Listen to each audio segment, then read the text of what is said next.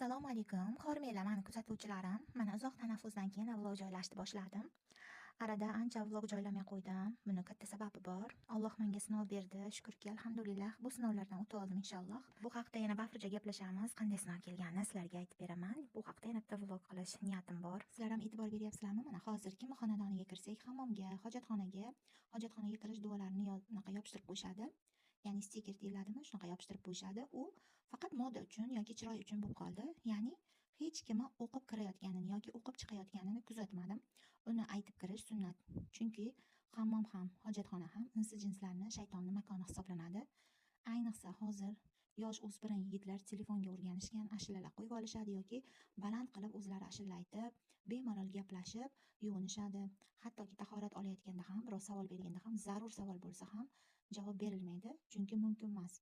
Insi jinslarning makoni deyildimi, u yerda insonga tegishi yoki ziyon keltirishi mumkin. Shuning uchun albatta hojatxona yoki hammom duosini aytib kirgan ma'qul. Yoddan bilmagan insonlar o'sha eshikka yopishtirib qo'yilgan stikerdan o'qib kirishlari mumkin.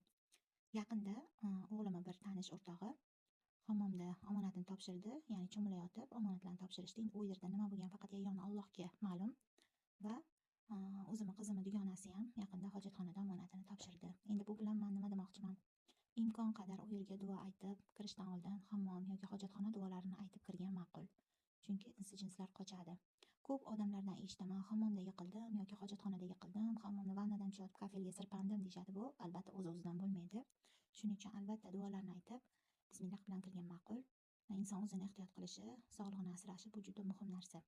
Keyin yana bitta narsa, men hammomga kirganimda tahoratga kiramanmi, yuvingani kiramanmi, farzandlarim yangisini ishlatishadi. Men tugagan shampunimizni kesib, belidan kesib, oxirida bir qoshiq qolgan bo'lsa ham o'shani ishlatib qo'yaman. Soch balzamni ham oxirgi qoldig'igacha ishlatib qo'yaman. Hattoki zubnoy pastani ham belidan qirqib, belida tugasa, tagidan qirqib, oxirigacha shotkam bilan uvol qilmasdan ishlatib qo'yaman. Bitta men shunaqamanmi yoki bu onalarning fitratida bor narsami? Hattoki azilitni ham suv quyib bo'lsa ham ishlatib qo'yaman.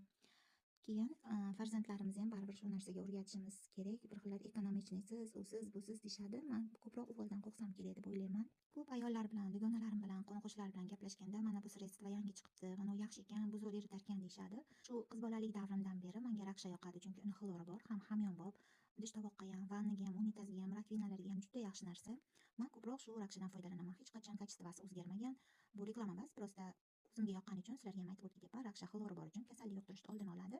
Qolaversa hamyonbop, ham juda ham toza qiladi. Men vannaga ham, rakvinaga ham, unitazga, hattoki gaz choynaklarga, sarg'ayib qolgan piyolarlarga ham raksha ishlataman. Juda ham yoqadi menga. Aziz kuzatuvchilar, o'z fikrlaringni kommentariyada yozinglar. Masalan, sizlarga qaysi mavzularda gaplashish, qaysi